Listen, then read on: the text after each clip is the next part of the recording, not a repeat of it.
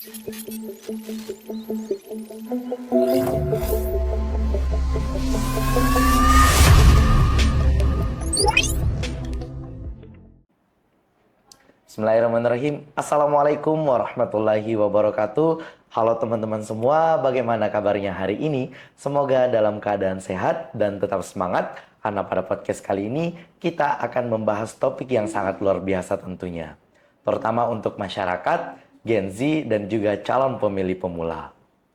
Selamat datang di podcast LDRH, ruang diskusi Lembaga Debat dan Riset Hukum UIN Alauddin Makassar. Karena pada podcast kali ini kita akan ngobrolin isu hukum, demokrasi, dan juga isu sosial tentunya teman-teman. Tapi sebelum itu, perkenalkan, saya Andi Irfan Mustaqim. Saya merupakan salah satu kader dari Lembaga Debat dan Riset Hukum UIN Alauddin Makassar. Saya CLDR M6, akan menemani teman-teman pada podcast kita pada kali ini. Sedikit pengantar teman-teman, Lembaga Debat dan Riset Hukum UIN Alauddin Makassar ini, atau biasa kita kenal dengan LDRH, adalah salah satu organisasi yang berfokus di bidang debat dan juga riset teman-teman tentunya. Nah, melalui podcast ini kami ingin mewadahi teman-teman untuk ngobrolin isu-isu yang ada di lingkungan sekitar kita tentunya. So, buat teman-teman jangan lupa pantau media sosial Lembaga Debat dan Riset Hukum UIN Alauddin Makassar di bawah ini ya, karena akan menghadirkan konten-konten yang inspiratif tentunya untuk bisa menambah pengetahuan dan wawasan teman-teman tentunya. Nah, hari ini teman-teman saya tidak sendirian, saya ditemani oleh narasumber hebat kita tentunya, yang sangat luar biasa, yang akan membantu kita untuk membahas topik yang sangat relevan kita pada kali ini, karena beliau adalah seorang anggota Badan Pengawas Pemilu Provinsi Sulawesi Selatan, sekaligus Koordinator Divisi Pencegahan dan Permas nih. Langsung saja mungkin kita bersama dengan Bapak Dr. Andes Saiful Jihad MAG. Boleh berikan tepuk tangan buatnya. Assalamualaikum Pak, bagaimana kabarnya Pak hari ini? Waalaikumsalam warahmatullahi wabarakatuh. Alhamdulillah baik. Oke, masih semangat ya tentunya Pak ya. Oke, untuk membahas podcast kita, untuk membahas topik kita tentunya. Sebelum kita lanjut ke pembahasan yang lebih serius, mungkin saya minta kepada Bapak untuk memperkenalkan diri secara personal dulu, mungkin boleh? Ya, terima kasih. Assalamualaikum warahmatullahi wabarakatuh. Waalaikumsalam. Sahabat-sahabat sekalian yang saya banggakan, ada anakku sekalian, adik-adik sekalian. Saya Saiful Jihad. Kebetulan selamat ini teman-teman dari LDRH. Iya Pak, betul. Lembaga Debat dan Riset Hukum. UIN Alauddin Makassar. Wow. Terima kasih hadir di mengundang kami untuk bincang-bincang seputar terkait pemilu dan demokrasi kita. Saya Saiful Jihad. Saya sebenarnya masih bagian dari UIN. Wow. Saya dosen di UIN Alauddin Makassar. Kebetulan ngajar di Unhas. Nah, sejak 2018 saya pamit sama Pak Rektor waktu itu, minta izin untuk diizinkan daftar sebagai anggota Bawaslu Sulsel, dan kebetulan masuk. Jadi sejak 2018 karena aturannya harus cuti di luar tanggungan negara, maka saya cuti di luar tanggungan negara, istirahat sementara sebagai tenaga pengajar di UIN Alauddin dan bergabung di Badan Pengawas Pemilu Provinsi Selatan. Wow. Tentunya dari pengalaman Bapak ini akan ada mungkin sebentar insight yang lebih baik ke depannya untuk bagaimana kualitas demokrasi kita di Indonesia. Ya, saya kira. Hal yang membuat Bapak tertarik untuk terjun ke Badan Pengawas Pemilu tentunya hingga berada di posisi Bapak sekarang ini itu apa ya Pak? Apa ya? Ya, saya selama ini ngajar di kampus, berinteraksi dengan teman-teman adik-adik mahasiswa. Saya juga aktif di NGO, untuk lembaga sosial masyarakat, LSM, yang semua mengarah pada salah satunya adalah penguatan demokrasi. Bicara tentang demokrasi, tentu kita bicara dalam perspektif yang luas, kita tidak hanya bicara tentang pemilu. Nah, tetapi salah satunya adalah pemilu itu sendiri adalah bagian dari proses demokrasi yang menjadi pilihan kita. Nah, karena selama ini banyak berinteraksi dalam dunia NGO dengan adik-adik mahasiswa, banyak hal yang kemudian menarik ketika kita bicara tentang demokrasi dalam konteks negara. Bagaimana kemudian kita menghadirkan salah satu proses demokrasi kita, yakni pemilu, yang betul-betul di dalamnya adalah sebuah potret proses demokrasi yang semakin hari semakin baik, semakin hari semakin sehat. Nah, ketika melihat itu, saya secara personal, secara pribadi terpanggil untuk bisa menjadi mengambil bagian dari proses mengawal proses demokrasi kita ini. Nah, pilihannya saya waktu itu juga dalam diskusi dengan teman-teman adalah di Bawaslu. Betul. Bawaslu adalah salah satu badan, lembaga yang dibentuk oleh negara yang diharapkan melakukan bukan sekedar mengawas proses pemilu, tetapi kalau kita baca undang-undangnya melakukan aktivitas, kegiatan yang bisa mendorong proses demokrasi kita semakin sehat. Nah, oleh karena itu Bawaslu tidak mesti dan tidak hanya bertugas ketika ada pemilu. Pemilu itu kan tahapannya hanya berapa sih? Hanya waktunya hanya berapa? Hanya paling kurang lebih 20 bulan lebih dalam sebuah proses awal sampai akhir misalnya. Sementara kita bicara demokrasi, kita bicara untuk jangka panjang. Iya, Pak, betul. Kita bicara 5 tahunan, kita bicara 10 tahun, dan ini adalah proses yang kita harapkan semakin hari semakin membaik. Nah, oleh karena itu, yang dibutuhkan adalah bagaimana membangun, menguatkan nilai-nilai demokrasi di masyarakat yang pada akhirnya semakin hari semakin baik. Kita tidak hanya bisa mengharapkan misalnya pemilu 2029 nanti demokrasi kita semakin baik kalau kita tidak melakukan kegiatan-kegiatan di 2025, 26, 27 sebagai bagian dari upaya untuk menciptakan demokrasi yang lebih sehat. Wow, ternyata kemauan Bapak itu untuk terjun di Bawaslu itu ternyata bagaimana Bapak bisa mewujudkan nilai-nilai demokrasi itu sendiri ya Pak? Betul. Ya, saya kira kita semua punya tanggung jawab yang sama. Sebagai warga warga Indonesia. bangsa, warga negara. Nah, sebagai bagian dari penyelenggara pemilu tentu menjadi tanggung jawab untuk menguatkan itu, bahwa ini adalah tanggung jawab kita sama-sama. Sekaligus membangun kesadaran semua. Semua masyarakat harus dibangun kesadaran bahwa demokrasi itu adalah penting dan kita harus menjaga kualitasnya. Betul. Bagaimana supaya demokrasi kita sehat, menghasilkan kepemimpinan bangsa, kepemimpinan daerah yang lebih baik, yang lebih berkualitas, yang lebih berintegritas, maka kita mengharapkan proses pemilihannya juga baik dan berintegritas. Bagaimana bisa mengharapkan proses pemilihan baik dan berintegritas? Semua komponen anak bangsa harus terlibat serta untuk itu. Jadi salah satu upaya kami adalah mendorong, ayo mengajak semua, teman-teman muda, teman-teman mahasiswa, teman-teman tokoh-tokoh masyarakat, tokoh agama, ayo membangun dan menguatkan demokrasi ini adalah tanggung jawab bersama. Oke, betul Bang. Tapi berdasarkan dari pengalaman Bapak yang Bapak ceritakan ini ya, aku mau dengar dari sudut pandang Bapak nih. Sebenarnya bagaimana sih kondisi demokrasi kita saat ini, terkhusus di Provinsi Sulawesi Selatan? Bagaimana sebenarnya kondisi demokrasi kita saat ini, Pak? Secara prosedural, kita harus akui bahwa kita sudah berproses secara prosedural. Demokrasi kita sudah terlaksana dengan baik secara prosedur. Orang datang memilih, hasil pemilihannya bisa dipantau, bisa dilihat, bisa diverifikasi, dan kita kemudian menghasilkan kepemimpinan hasil pemilu. Tetapi tentu kita berharap tidak sekedar prosedural. Yang lebih penting juga, yang tidak kalah pentingnya, bahkan menurut saya ini yang paling penting adalah membangun demokrasi yang substansial. Tidak sekedar demokrasi yang prosedural. Orang sudah dianggap demokrasi karena ada pemilu, orang datang memilih, ada hasil pemilu, maka selesai. Tidak. Justru sebenarnya kualitas demokrasi itu harus dibangun dari bagaimana masyarakat menyadari pentingnya demokrasi itu apa. Ya kita kan kadang meminjam dari istilah Yunani, demos kratos itu.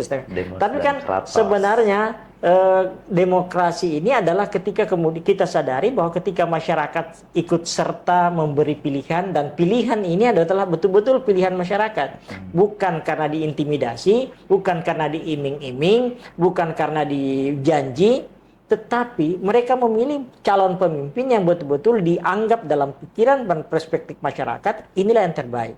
Itulah sebabnya saya sering di beberapa komentar saya di beberapa media saya sampaikan bahwa demokrasi ini tidak bisa baik tanpa pendidikan. Iya, betul. Kalau mau ingin memperbaiki demokrasi, maka perbaiki pendidikan. Pendidikan ini mulai dari TK, SD, sampai semua diperbaiki, nilai-nilai ditanamkan, sehingga kemudian kelak kemudian hasil pendidikan ini menghasilkan individu yang betul-betul baik, berkualitas, berintegritas. Kenapa terjadi korupsi misalnya? Iya, Pak.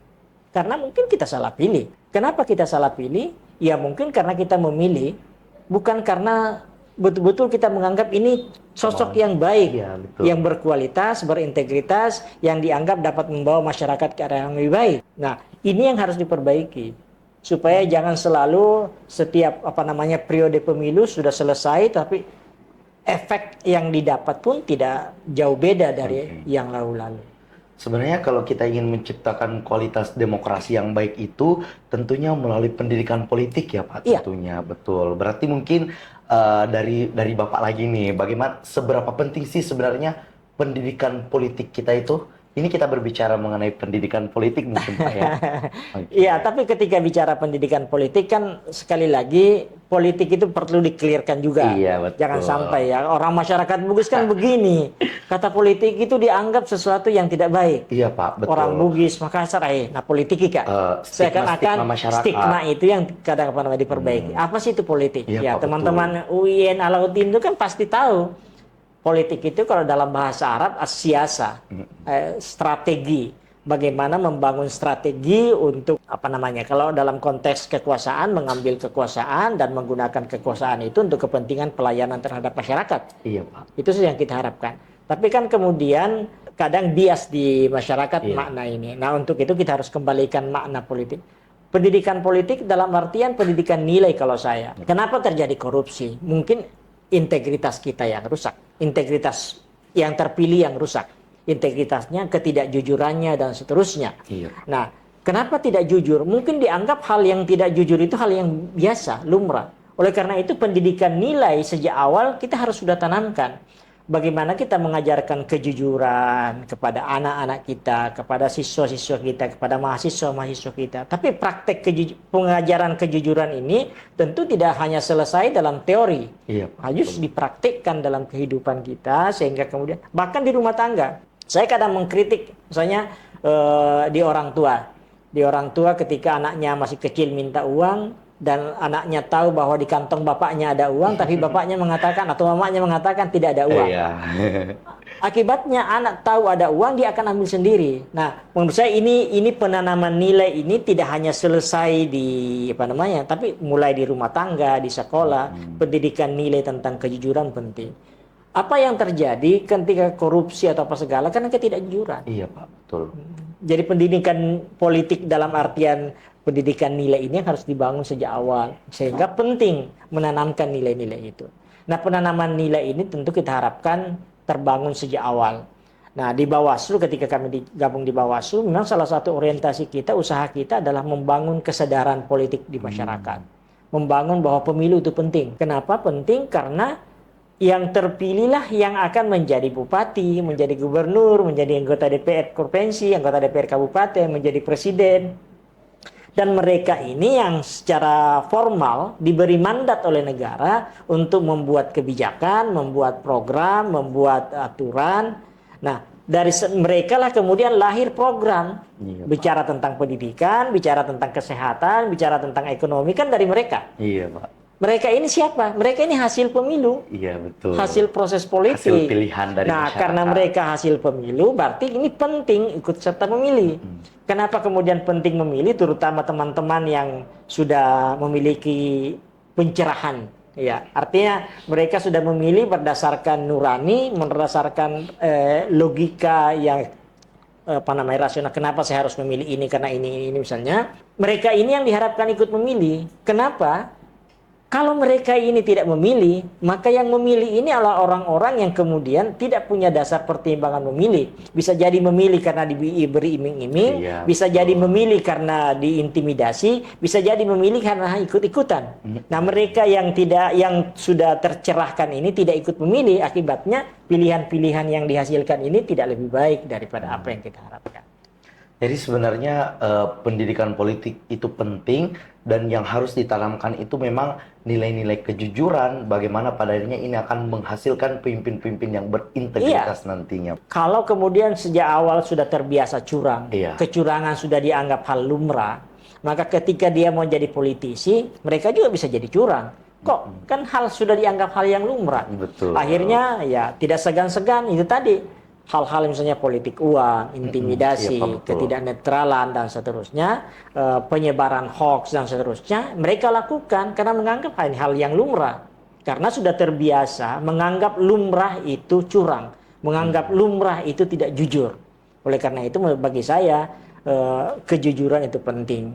Tapi kalau kita ingin membahas dari era sekarang nih Pak ya, Mm-mm. kan sekarang ini di eranya para Gen Z nih Pak ya. Terlebih lagi mungkin Bapak sudah berpengalaman, sudah melewati beberapa generasi. Terlebih lagi kita berada di generasi Z yang teknologi ini sudah berkembang Pak di era kita.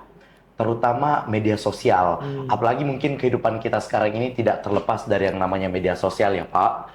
Mungkin permasalahan-permasalahan seperti isu-isu pemilu ataupun konten-konten short-short video yang mempertontonkan bagaimana sebenarnya politik itu, bagaimana sebenarnya orang yang berpolitik ada di konten-konten itu, apakah ini akan salah satu menjadi doktrin bagi para pengguna media sosial pada akhirnya Pak, karena kita tidak bisa pungkiri media sosial atau gadget itu seberpengaruh itu ada di tangannya para masyarakat Pak. Mungkin bagaimana pandangan Bapak terkait tentang pandangan-pandangan politik melalui media sosial itu? Ya, tidak bisa dipungkiri. Kalau di pemilu 2019, 2024 kemarin, 50% pemilih itu kan 50% lebih pemilih itu adalah milenial dan Gen Z. Iya Pak, betul. Jadi tingkat partisipasi masyarakat terusnya pemilih muda dan pemilih pemula itu sangat tinggi. Iya. Nah, mereka ini adalah hampir semua adalah pengguna medsos. Iya Pak, betul. Mereka berinteraksi hampir waktunya habis lewat di dunia Iya, media betul. sosial. Media sosial. Berinteraksi di sana dan kadang juga tidak bisa dipungkiri komunitas kelompok ini kadang juga kemudian hidupnya banyak di dunia sana. Interaksinya di dunia media sosial, interaksinya di media digital. Nah, sehingga media digital ini sesuatu yang tidak bisa kita tolak. Iya Pak. Sesuatu yang tidak bisa kita tolak, sesuatu yang tidak bisa dihindari. Nah, tinggal bagaimana memanfaatkan media sosial yang ada untuk kepentingan yang lebih positif. Sehingga bagi saya, media sosial yang ada ini dengan berbagai macam Konten-konten. provider yang Iya. menyiapkan, bagaimana kemudian dimanfaatkan secara maksimal untuk menjadi ruang pendidikan politik. Kalau kita bicara tadi pendidikan politik, pendidikan demokrasi, tentu ada ruang keluarga, ruang pendidikan formal, ruang masyarakat. Nah, salah satunya ini ruang di media digital. Bagaimana dimanfaatkan agar kemudian bisa mengedukasi masyarakat. Karena tidak bisa dihindari, adik-adik teman-teman yang Gen Z ini banyak mendapatkan informasi politik, informasi demokrasi dari media digital. Iya Pak, betul. Bahkan isu-isu yang berkembang itu banyak di-share dan didapatkan dari media digital. Nah, bagaimana supaya media digital ini hadir mengisi ruang-ruang kebutuhan pendidikan politik, pendidikan demokrasi kita, juga membawa nilai-nilai yang objektif, yang positif untuk penguatan demokrasi kita. Betul. Sehingga penyebaran informasi, misalnya informasi yang tidak terverifikasi dengan baik, hoax dan seterusnya, kampanye hitam, kampanye yang kadang muncul di media sosial, menyinggung isu-isu sara untuk tidak memilih atau mendiskreditkan atau kelompok yang tidak disukai. Itu yang kemudian kita harus kelola dengan baik supaya jangan menjadi ruang memprovokasi masyarakat, yang memecah belah masyarakat. Betul. hanya karena pilihan politik yang berbeda. Nah, ketika kita bisa berdemokrasi, kan hakikatnya berdemokrasi itu Anda punya pilihan, saya punya pilihan, tapi kita bisa hidup bareng tanpa harus saling menyikut, tanpa harus saling menafikan. Silakan dengan pilihan Anda, saya punya dengan pilihan Anda, tapi kita adalah berteman. Itulah menghargai pilihan orang lain. Nah, kadang-kadang kemudian sebagian orang memanfaatkan media sosial karena beda pilihan, kemudian menyudutkan, mengangkat hal-hal yang justru bisa jadi fitnah untuk mendiskreditkan calon-calon yang lain. Itu juga tidak benar. Jadi media sosial ini memang sangat berpengaruh ya Pak terkait tentang bagaimana pandangan politiknya para pengguna media sosial itu. Iya, saya masih gabung di beberapa grup-grup WhatsApp, grup Iya. namanya. Kadang ya itu ketika share informasi dari sini langsung kemudian artinya informasi yang menyebar cepat ini lewat media digital itu mempengaruhi perspektif Iya, betul. orang. Perspektifnya Iya, orang terhadap dan ketika pandangan mereka ini politik. tidak melakukan klarifikasi, menerima begitu saja, mereka bisa jadi korban informasi yang belum tentu benar dari media sosial. Oke, mungkin kita lanjut di ini ya Pak, di partisipasi masyarakat. Nah, kita bisa melihat bahwasanya bagaimana masyarakat ini menyikapi terkait tentang pemilihan. Banyak masyarakat yang mungkin itu tadi Pak, pendidikan politiknya mungkin atau mungkin doktrin dari media sosial mungkin sehingga membuat ketidaktahuan masyarakat ini terhadap jangka panjang pemilu ke depannya itu mungkin kurang. Karena begini, banyak orang-orang yang hanya datang ke TPS hanya untuk sekedar memilih saja atau mereka menggunakan hati nurani mereka atau kemauan mereka, atau karena itu tadi yang seperti Bapak bilang ada sedikit hal-hal yang membuat dia pada akhirnya untuk memilih Pak. Jadi mungkin bisa dijelaskan sih Pak bagaimana pandangan Bapak terkait tentang hal yang seperti itu. Iya, bagi saya pertama memilih itu penting. Iya. Tadi saya katakan bahwa jika mereka yang sudah tercerahkan tidak ikut memilih, terutama adik-adik mahasiswa, teman-teman terpelajar, masyarakat yang sudah punya pandangan, punya pilihan berdasarkan pertimbangan rasio bahwa ini yang terbaik bagi masyarakat, bagi bangsa, kemudian mereka tidak memilih, maka yang korban kan kita semua Iya, sendiri. betul. Pasti kita akan merasakan. Karena apapun itu, sekali lagi saya katakan tadi, yang dipilih dan terpilih inilah yang diberi mandat. Sebenarnya ketika kita hadir di TPS, seakan-akan kita mengatakan, si A, saya beri mandat Anda dari Iya. saya untuk membangun daerah ini. Jadi saya pilih Anda. Secara tidak langsung Secara mungkin tidak ya, Pak? langsung ada Oke. kontrak di sana sebenarnya. Saya pilih ini karena saya yakin Anda bisa membangun daerah kita. Betul. Nah, artinya apa? Jika kemudian yang terpilih ini adalah orang yang tidak bisa mengemban amanah dan mandat yang kita berikan, ya efeknya apa? Ya tentu kan masyarakat merasakan. Ada jalan yang sudah sekian bertahun-tahun tidak diperbaiki. Bahkan baru diperbaiki hanya jalan 1 tahun sudah rusak. Ya, rusak lagi. Karena apa? Kualitasnya tidak baik. Kenapa Betul. kualitasnya tidak baik? Ya itu tadi yang mengerjakan ini dan termasuk yang ini adalah putusan politik. Jadi haruslah kemudian kita terlibat karena kita yang menentukan masa depan bangsa kita, masa depan daerah kita. Kalau kita tidak menjadi bagian dari sana, maka ya kita kemudian tidak bisa juga berteriak protes karena kita bukan bagian dari itu. Nah, sehingga kalau saya penting untuk memilih. Nah, memang kemudian tantangannya adalah bukan hanya di masyarakat yang harus diedukasi. Kalau saya terutama teman-teman elit politik, elit politik, partai politik dan elit-elit di partai politik untuk menyadari bahwa kehadiran mereka ini adalah mewakili masyarakat, mewakili rakyat, sehingga kita berharap elit politik juga ini memandang rakyat, jangan hanya sekadar sebagai konstituen yang diharapkan memilih ketika pemilu. Tapi yang lebih penting setelah terpilih, bagaimana kemudian kembali ke masyarakat untuk memberikan layanan sesuai dengan harapan masyarakat. Jangan nanti pemilu baru tengok rakyat. Iya, betul. Kebanyakan gitu. sih memang isu seperti itu, Pak.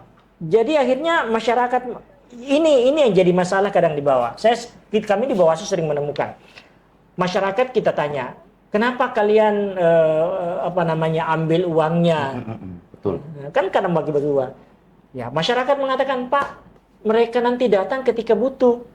mau dipilih baru Bapak datang. Yep. Jadi kalau bukan sekarang, ya kapan lagi kita ambil memang uangnya? Karena pasti mereka kalau sudah terpilih belum tentu menengok kita. Itu bahasa masyarakat loh. Itu bahasa masyarakat. Tapi sebaliknya begini juga, masyarakat juga para calon-calon ini juga pernah ngeluh ke kami, Pak, kami datang ke masyarakat untuk kumpulkan, berbagi perspektif, berbagi visi misi bahwa kalau saya terpilih nanti begini-begini kita akan kembangkan begini. Tapi apa kata masyarakat? Adakah? Pertanyaan itu sering muncul loh di masyarakat. Betul Pak, betul. Jadi anak-anak adakah? Seakan-akan kalau tidak, maksudnya adakah ini? Adakah uangnya? Adakah transportnya? Adakah pembeli bensinnya? Adakah pembeli rokoknya? Kan pertanyaan itu di masyarakat. Sehingga para calon ini merasa, Pak, kalau kami turun, kami harus siapkan banyak. Karena kalau tidak, mereka tidak mau datang. Betul. Nah, artinya kalau saya melihat dari sisi ini, sisi masyarakat kita harus edukasi. Elit juga kita harus edukasi. Bangun kesadaran bahwa mereka itu penting. Komunikasi ke masyarakat bukan hanya sekedar ketika ada pemilu, tapi harus banyak berinteraksi dengan masyarakat, mengedukasi masyarakat, sehingga bagian dari edukasi ini masyarakat kemudian akan tersimpan dalam memorinya. Orang ini baik, sehingga ketika pemilu nanti mereka pasti diingat oleh konstitusi. Ternyata hal sekrusial itu mungkin sudah menjadi budaya mungkin Pak ya, mungkin di lingkungan masyarakat. Terlebih lagi seperti ini. Semisal tadi Bapak mengatakan bahwa para elit politik ini mau turun ke masyarakat dengan niat mau kampanye, mau berbaik hati, mau mengedukasi, bukan mengedukasi sih Pak, intinya bagaimana ingin memajukan daerahnya untuk lebih maju pada akhirnya. Tapi sebenarnya yang membuat masyarakat itu untuk datang berpikiran seperti itu. Apakah ada transportnya? Apakah ada uangnya mungkin? Inilah mungkin budaya-budaya yang tercipta sejak dulu sehingga hal ini saling berkaitan di masyarakat mungkin Pak ya. Jadi kita tidak bisa menyalahkan sepenuhnya kepada elit politik tersebut. Tapi bagaimana pada akhirnya kesadaran dari masyarakat itu sendiri untuk tidak menerima hal-hal yang seperti itu mungkin Pak ya. Kalau saya belum berani dan belum mau mengatakan budaya. Iya Pak, betul. Nah, karena budaya itu sesuatu nilai yang saya yakin di masyarakat kita, nilai-nilai budaya kita kuat kok. Iya. Nilai-nilai budaya Bugis Makassar pada khususnya itu kuat, baik. Jadi orang Bugis Makassar mengatakan bahwa misalnya contoh ya, duami ialah sapo dalam bahasa Bugis. Ungan na panasai na belo kanukue. Ungan na panasai bagi orang Bugis itu lempu. Lempu lurus. Iya. Lempu jujur. Belokanukue pacing. Iya. Pacing dalam bahasa pacing. Jadi alempuras si bawa apacingan. Jadi konsep kejujuran dan konsep suci itu adalah nilai budaya masyarakat Bugis Makassar loh. Yep. Sehingga kalau saya praktek kecurangan itu praktek yang jauh dari nilai kejujuran dan kebersihan. Sehingga tidak ada praktek kecurangan yang dibolehkan. Tetapi memang problem ini terjadi di masyarakat. Sehingga ya tentu banyak faktor kita bisa sehingga bagi saya melakukan edukasi kepada masyarakat penting, membangun kesadaran itu bahwa ini memilih penting, bahwa pembangunan masa depan bangsa kita tidak bisa hanya melihat mengukur itu ketika kita diberi uang 100.000, 200.000 itu untuk ditukar dengan 5 tahun ke depan. Kalau 200.000 dibagi 5 tahun, itu berapa sih Pak. Dapatnya? Betul.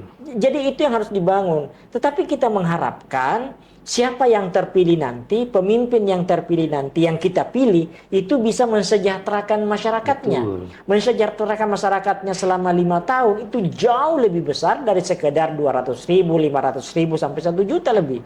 Itu itu yang harus dibangun. Sebaliknya masyarakat ini juga, elit juga harus disadarkan. Masyarakat ini adalah bukan objek, tapi mereka subjek. Mereka harus diperlakukan sebagai subjek penentu. Sering mendengar, sering berdiskusi dengan masyarakat untuk menyerap aspirasi.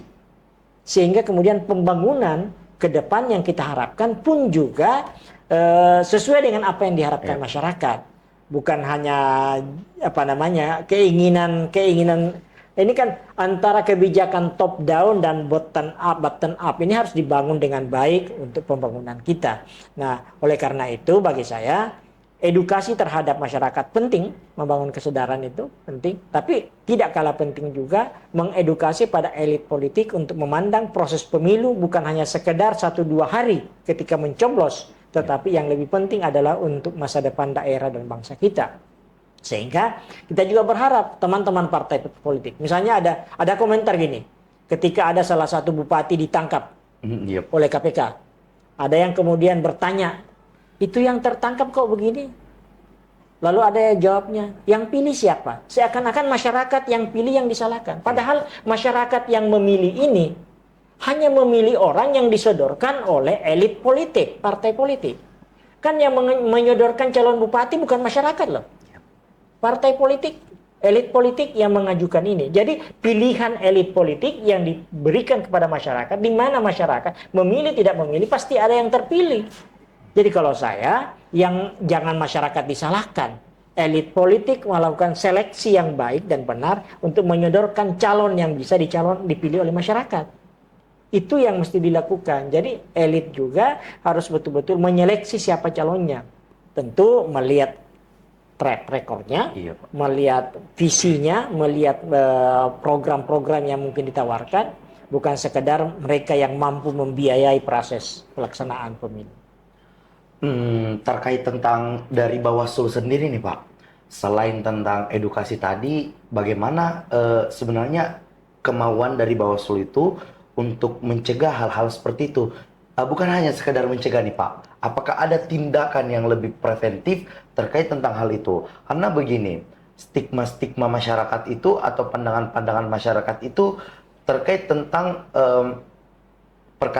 mohon maaf ini agak sedikit sensitif ya Pak, terkait tentang buat apa sih kita memilih pemimpin-pemimpin seperti itu, toh nyatanya pada akhirnya dia kalau udah duduk di atas, dia udah nggak ngelihat kita lagi. Jadi mending kita ambil uangnya, dia udah nggak usah lihat kita, tapi kita ambil uangnya begitu. Jadi sebenarnya hal-hal yang seperti itu sebenarnya hal yang paling krusial dan sangat disayangkan kepada masyarakat lagi Pak. Jadi sebenarnya tindakan, apakah ada tindakan yang lebih preventif dari Bawaslu sendiri untuk bisa menghilangkan hal-hal yang seperti itu? Tugas Bawaslu sebenarnya adalah melakukan pencegahan, kemudian melakukan pengawasan. Betul.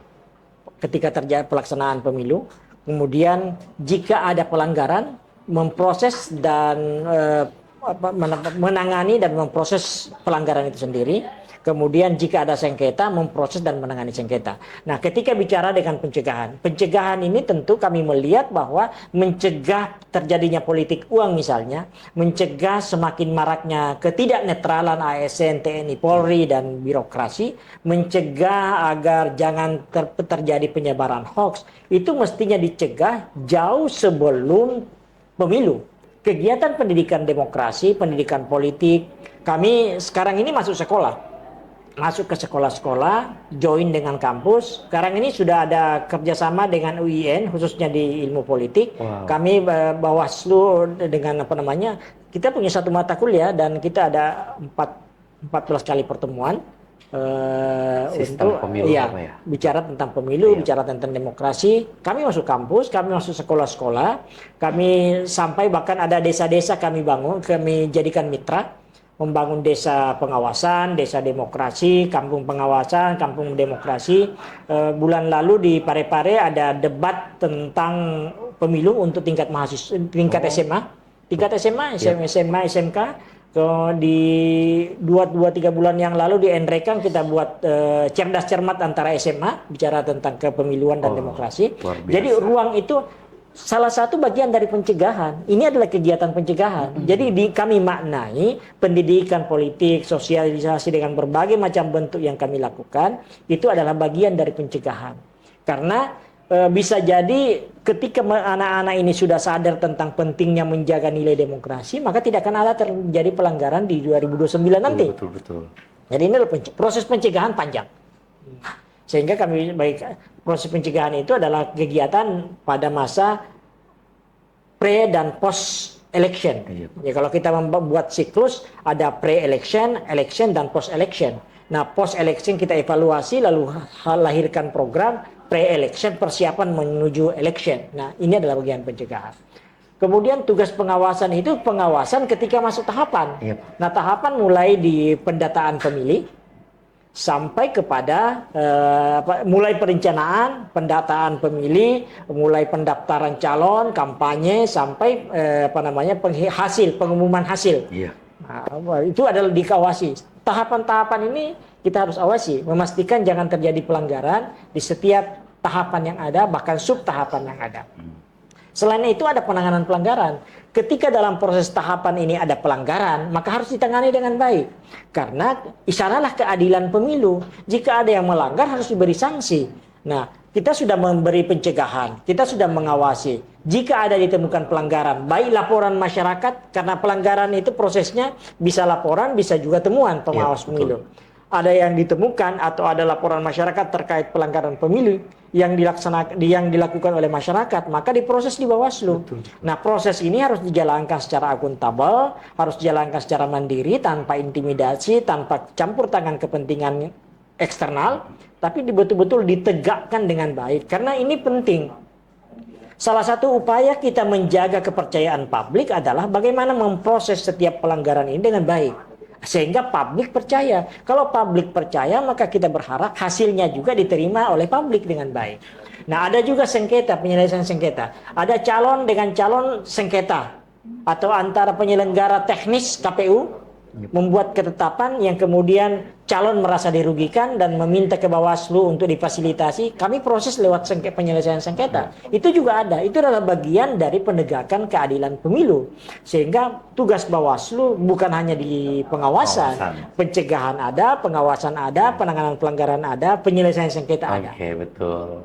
Aku ingin meng-highlight terkait tentang pelaporan tadi. Arkan tadi Bawaslu ini sebagai menangani pelanggaran. Pelanggaran dan menerima pelaporan mungkin ya Pak. Tapi begini Pak,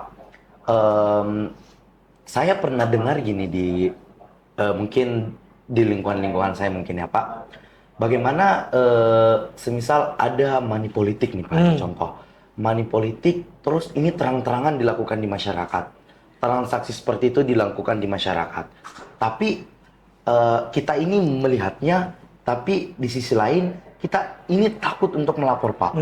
Dalam artian gini, kita ingin melapor, tapi kita melihat dengan di mata kita sendiri kita melihat, wow ini ada terjadi transaksi money politik nih. Tapi kita ingin melapor, kita tidak ada bukti. Pun kalau kita melapor, ya kalau bukti nggak konkret, ya dampaknya kembali ke kita dong. Artinya apa? Artinya mungkin kita kena penyalahgunaan mungkin data atau merusak nama baik misalnya begitu Pak. Jadi sebenarnya bagaimana Bawaslu untuk menangani hal-hal pelaporan seperti itu? Ya, sebenarnya begini. Jadi ada dua pintu untuk penanganan pelanggaran di Bawaslu. Ada laporan, ada temuan. Laporan ini disampaikan oleh pemilih, masyarakat yang berhak memilih atau peserta pemilu itu bisa melaporkan kepada Bawaslu bahwa ada pelanggaran. Nah, ketika mereka melaporkan, memang kemudian salah satu hal yang harus dipastikan keterpenuhan syarat formil dan syarat material. Nah, salah satu baik syarat formil syarat materialnya misalnya ada bukti, ada sehingga bisa diverifikasi ke bawah, dibuktikan bahwa betul-betul pelanggaran. Nah, pelanggaran di pemilu juga ada 4 macamnya. Ada pelanggaran pidana, ada pelanggaran administrasi, ada pelanggaran etik, ada pelanggaran undang-undang lainnya. Nah, kalau bicara politik uang, itu di situ ada pelanggaran pidana pemilu. Nah, pidana pemilu dalam proses pidana pemilu di Bawaslu itu dibentuklah namanya Sentra Gakumdu.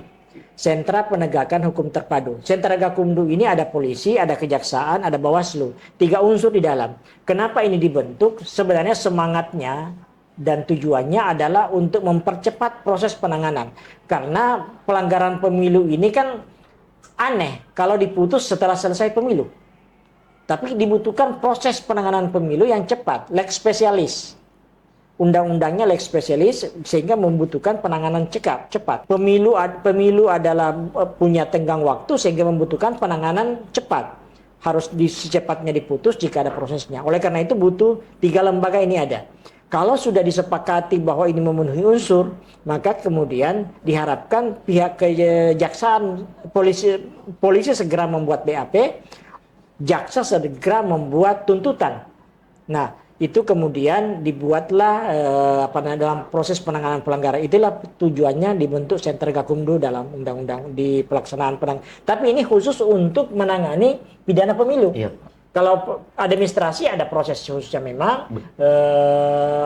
etik ada, demikian juga dengan undang-undang lainnya. Itu ada prosesnya. Ini panjang kalau kita jelaskan ini. Iya, Pak. Nah, tetapi ketika bicara terkait dengan penanganannya, teman-teman masyarakat bisa laporkan, tetapi ada juga cara. Karena itu tadi, ada dugaan kami melapor tidak enak. Yang saya lapor ini tetangga saya, yang saya lapor teman saya, yang saya lapor adalah keluarga saya. Akhirnya mereka enggan melapor. Padahal kan kita berharapkan mereka melaporkan. Nah, kalau ada kejadian begini, Bawaslu mencoba membuka cara lain. Buatlah menyampaikan kasusnya ini ke Bawaslu tanpa dalam bentuk laporan. Kalau laporan kan harus mengisi form. Iya, betul. Tapi bisa sehingga informasi tersampaikan ke Bawaslu, Bawaslu menganggapnya sebagai informasi awal. Iya. Ketika menjadi informasi awal, maka Bawaslu akan segera membentuk tim untuk melakukan penelusuran ke bawah sehingga menjadi temuan Bawaslu. Saya kira itu cara untuk menghindari hal-hal yang demikian. Betul.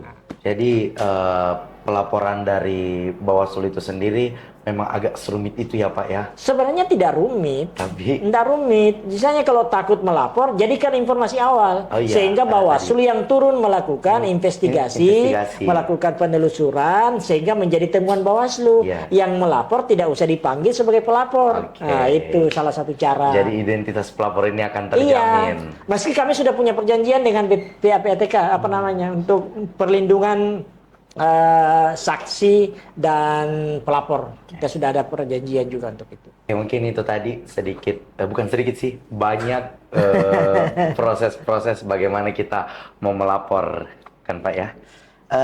Baik, di sini yang saya ingin highlight sedikit itu bukan sedikit sih, banyak lagi terkait tentang peran pemuda Gen Z. Bagaimana sih sebenarnya Gen Z ini bisa berpengaruh di pemilu, terlebih lagi berpartisipasi di situasi-situasi demokrasi Indonesia saat ini, dan juga bagaimana perbandingan antara kondisi demokrasi sebelum era generasi Z sampai di era generasi Z ini, Pak. Mungkin boleh, Pak.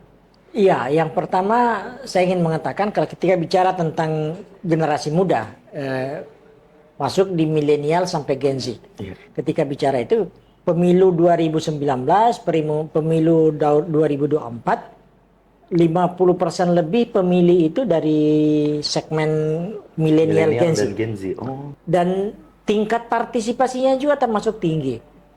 Ya, termasuk tinggi.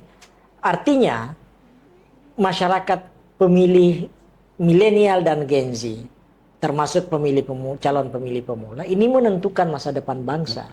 Sehingga posisinya strategis.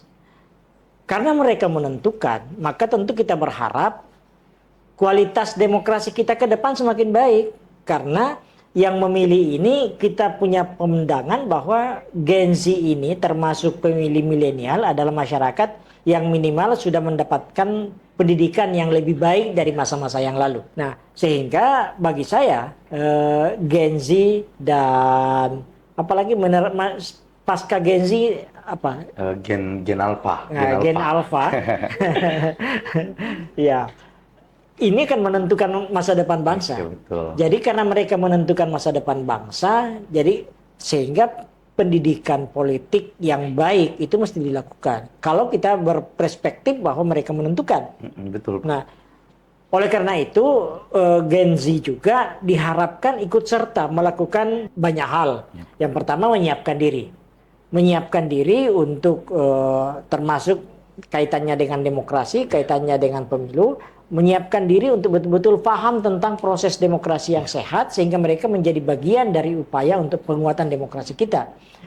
Gen Z ini ya kalau dalam perspektif dimanapun juga, Pak Karno dulu meminta 10 pemuda. Pemuda. Iya Pak, betul. 10 Bung pemuda. Karno meminta 10 pemuda. Dalam beberapa ungkapan kalau kita bicara UIN, dalam beberapa istilah ya ma'syaras sabab, inna fi yadikum amral ummah wa fi aqdamikum hayatiha. Kalian generasi muda ini masa depan umat dengan kalian. Nah, oleh karena generasi muda sangat penting, maka memang teman-teman muda juga harus menyiapkan diri dengan baik, betul-betul kemudian menjadi bagian untuk menguatkan diri, siap menerima masa depan stafet kepemimpinan yang lebih baik. Nah, untuk itu karena dunianya sekarang sudah dibanding yang lalu, saya tidak ingin membanding-bandingkan. Kadang orang mengatakan bahwa pemilu tahun 55 itu dianggap pemilu yang paling demokratis. Iya, Pak. Nah, atau pemilu 99 kemarin dianggap sebagai proses demokrasi yang lebih baik. Iya. Apa namanya? Di pemilu yang ada sekarang pun sebenarnya tentu dengan kondisi yang ada bisa juga lebih baik. Tapi kuncinya lebih baik karena apa? Penguatan nilai-nilai demokrasi kan menjadi sasaran kita. Semakin demokratis tidak, semakin tercerahkan tidak, semakin membuat masyarakat semakin sadar tentang hak-hak dan kewajiban mereka tidak. Nah, untuk itu mengukur membandingkan pemilu tahun 55, membandingkan pemilu tahun 99, 2003, 2004. Saya mulai jadi penyelenggara pemilu tahun 2024. Saya anggap pemilu itu juga pemilu yang baik. Pemilu 2024 itu awal-awal reformasi itu ada pemilu yang baik dalam konteks keterlibatan semua pihak sudah mulai menyadari, dan disitulah awal reformasi muncul. Dibanding dengan kondisi sekarang, tentu kemajuan teknologinya dulu beda. Iya, Pak, betul. Teknologi digital sekarang semakin baik, semakin maju. Tetapi apakah nilai itu juga semakin baik? Belum tentu. Belum tentu. Bisa-bisa kemajuan informasi digital yang ada justru mempengaruhi nilai-nilai demokrasi itu sendiri. Oleh karena itu bagi saya bukan di kemajuan teknologinya, tapi bagaimana kita menumbuh kembangkan nilai-nilai demokrasi tersebut, sehingga dari periode ke periode ini semakin baik. Itu yang paling penting. Misalnya mungkin konteks misalnya pemanfaatan kita ingat pemilu di DKI ketika masyarakat terbelah karena isu SYARA misalnya. Yeah. Zamannya Pak Ahok dan Pak Anies misalnya. Itu kan sangat terpecah masyarakat hanya menggunakan isu SYARA misalnya. Atau zaman Pak Jokowi di cebong dan kampret. Ya kan istilah itu sampai sekarang kita masih dengarkan. Padahal isu ini terjadi. Nah, menurut saya bisa tidak semakin ke depan isu semacam ini jangan lagi tumbuh kembang, menyudutkan isu cebong kampret, menilai pendukungnya ini cebong, pendukungnya ini kampret, ini ya zaman Pak Ahok yang dianggap penistaan agama apa segala. Ini yang muncul. Nah, inilah yang menurut saya nilai ini yang mesti ditumbuh kembangkan dalam artian bagaimana meminimalisasi praktik-praktik semacam ini yang menciderai demokrasi itu semakin ditekan. Mau teknologinya maju semaju apapun, yang penting nilai itu ditumbuh kembangkan dengan baik. Bagi saya itu. Yep. Jadi bukan mengikuti teknologinya semakin baik, belum tentu. Bisa jadi juga justru nilai semakin tergerus. Terkait tentang tadi kan Bapak mengemukakan bahwasanya partisipasi Gen Z ini adalah partisipasi terbesar ya Pak di pemilu tahun ini mungkin ya Pak. Terkait tentang mungkin karena Gen Z ini adalah pemuda yang mungkin yang meramaikan media sosial, yang selalu bersuara mungkin di media sosial ya Pak. Dan bahkan mungkin golput terbanyak dari generasi apa? Di Gen Z mungkin golput ya? Kita tidak bisa ukur tentang, karena kita tidak bisa siapa memilih mencoblos ini, Pak. Umur usia berapa. Tetapi ada beberapa hal yang menarik misalnya. Di konteks nasional, tingkat partisipasi pemilu 2019, 2024 itu sekitar 80% lebih, 80% lah. Di Makassar, di Sulsel itu sekitar 8%. Di Makassar itu yang agak rendah. Kalau kita bicara di pemilu, baik khususnya di Pilkada Makassar 2024 kemarin hanya sekitar 57% lebih partisipasi pemilih. Nah, tetapi saya juga tidak mengatakan bahwa yang sekian persen itu golput. Iya, Pak. Belum tentu. Karena bisa jadi kalau saya melihat di Makassar kemarin lebih banyak karena salah satunya adalah data pemilih yang tidak akurat. Banyak orang yang sebenarnya terdaftar sebagai pemilih di Makassar tapi orangnya sudah tidak di Makassar. Banyak orang, misalnya ada adik-adik mahasiswa yang datang dari daerah. Ketika kuliah di Makassar, dia pindah KTP. Iya, Pak. Atau pencari kerja dari kabupaten-kabupaten, tiba di Makassar karena melihat peluang kerja di Makassar besar, buat KTP di Makassar. Karena sudah punya KTP dan sebagai terdaftar sebagai penduduk di Makassar, maka dia terdaftar sebagai pemilih. Iya. Tetapi ternyata orangnya sudah pindah. Dan ini tidak mengupdate, tidak menarik, tidak KTP-nya. Sehingga bisa jadi sekian persen yang tidak ikut memilih di Makassar bukan karena golput, tapi memang orangnya sudah tidak ada. Nah, itu bisa terjadi. Jadi itulah pentingnya menurut kami di Bawaslu, pentingnya data pemilih diakurasikan setiap saat. Sehingga pemutakhiran data pemilih itu penting untuk dilakukan sehingga data pemilih kita semakin akurat, semakin bersih. Betul-betul data pemilih yang terdaftar, betul-betul orang yang berhak memilih di tempat itu. Kalau dia dia terdaftar tapi orangnya sudah tidak ada, meninggal atau pindah, tapi masih terdaftar di sini, maka bisa mempengaruhi persentase orang datang memilih. Yep. Karena tidak mungkin kalau orangnya sudah tidak ada datang memilih di sini. Sehingga bagi kami salah satu pintu yang kami sangat wanti-wanti ke teman-teman KPU adalah memastikan data pemilih kita semakin waktu semakin diperbaiki. Iya, Pak. Nah, meski ini tidak bisa dipisahkan, data pemilih ini berangkat dari data kependudukan di Dinas Dukcapil. Nah, bisa jadi karena misalnya kami sering menemukan setiap pemilu 10 tahun sudah meninggal, 5 tahun sudah meninggal, tapi masih terdata namanya sebagai daftar pemilih. Yep. Kita tanya KPU, kenapa ada begini? KPU mengatakan kami tidak bisa berhak menghapus karena masih terdaftar sebagai penduduk di Disdukcapil. Ditanya Disdukcapil, kenapa tidak dihapus? Kami tidak bisa menghapus karena tidak ada keterangan meninggal bahwa dia sudah meninggal.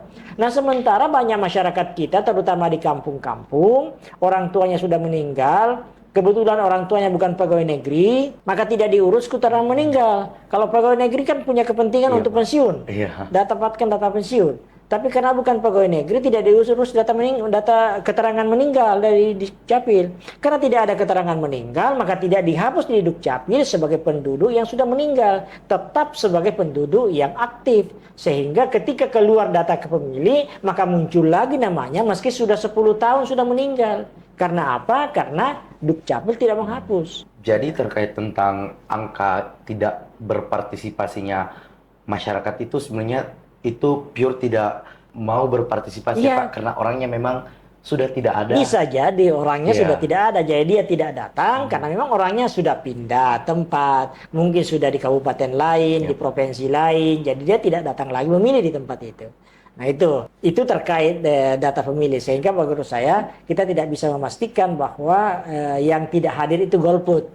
Meski sekali lagi pemilu di Indonesia itu hak itu bisa digunakan, bisa tidak, sehingga tidak bisa juga menyalahkan orang yang tidak memilih, karena memang Indonesia kita tidak sama di Australia. Kalau tidak datang memilih itu didenda. Nah, di Singapura didenda, di Brazil, jadi beberapa negara itu memberlakukan hukum denda bagi yang tidak datang memilih. Yang menarik menurut saya adalah, tapi ini mungkin bisa teman-teman LDR riset ini. Misalnya di pemilu 2024 kemarin, surat suara yang paling mudah apa dipilih? Surat suara Pilpres. Presiden. Karena hanya dua calon Pak, dua pasangan calon. Jadi mudah dipilih. Setelah Pilpres apa? DPD.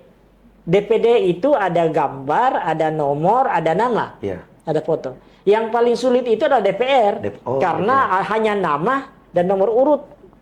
Nah, tetapi menarik pertanyaannya, di Parepare sekitar 14% surat suara DPD rusak, maksudnya tidak sah. Yep. Di Bantaeng sekitar 20% lebih surat suara tidak sah. Kenapa? Justru DPD yang banyak tidak sah. Yep. Menarik untuk diriset teman-teman di di LDRH. Iya, Ya. betul. Jangan menyebut LDR, kayaknya LDRH. Nah, ini menarik untuk diriset. Kenapa justru DPD yang banyak yang tidak sah surat suaranya ketika pemilu 2024. Sementara kalau pemilihan DPR tingkat pusat sampai tingkat 2 relatif tidak sampai 10% surat suara yang tidak sah. Nah, itu menarik di riset. Nah, ya. Ada masalah apa di DPD? Contoh itu. Oke, mungkin sebagai segmen penutup mungkin ya Pak, apakah ada mungkin bisa menyampaikan pesan untuk mahasiswa Gen Z di luar sana, bagaimana sebenarnya kepekaan mereka terhadap demokrasi kita pada saat ini? Ya, bagi saya pemilu itu adalah hak kita dan hak teman-teman muda untuk menentukan masa depan bangsa daerah kita. Nah, karena kita menjadi penentu masa depan bangsa dan daerah kita, maka mestinya kemudian kita menjadi ikut bagian. Ikut bagian bukan sekedar ikut bagian memilih datang mencoblos bagi saya. Tapi lebih jauh dari itu, ikut bagian mengawal proses demokrasi ini. Minimal misalnya teman-teman seperti yang lakukan ini adalah bagian dari ikut serta mengedukasi masyarakat. Apa yang dilakukan hari ini saya kira tersampaikan ke publik dan mengedukasi masyarakat. Hidup ketemu dengan kelompok-kelompok masyarakat, ayo kita diskusi tentang demokrasi untuk menguatkan nilai-nilai demokrasi sehingga demokrasi kita ke depan semakin baik, semakin sehat, semakin kuat karena kita semua masyarakatnya semakin baik. Semakin terdidik masyarakat, teredukasi masyarakat, maka kualitas demokrasi kita juga semakin sehat.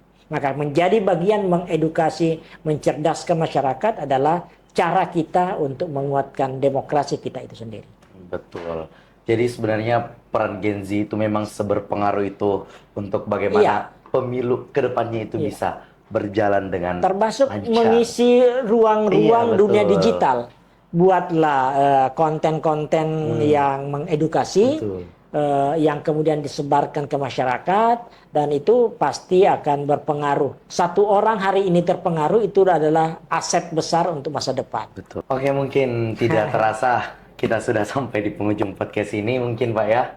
Jadi itu pesan dari Bapak, bagaimana pada akhirnya pemuda seberpengaruh itu untuk pemilu kedepannya dengan kualitas demokrasi kita.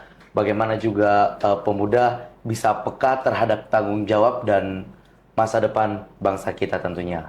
Mungkin terima kasih Pak atas kesempatan yang telah diberikan, juga insight-insightnya. Dan juga tadi mungkin ada hal-hal yang mungkin baru bisa kita ketahui semua. Karena itu tadi bagaimana sebenarnya pendidikan politik itu penting.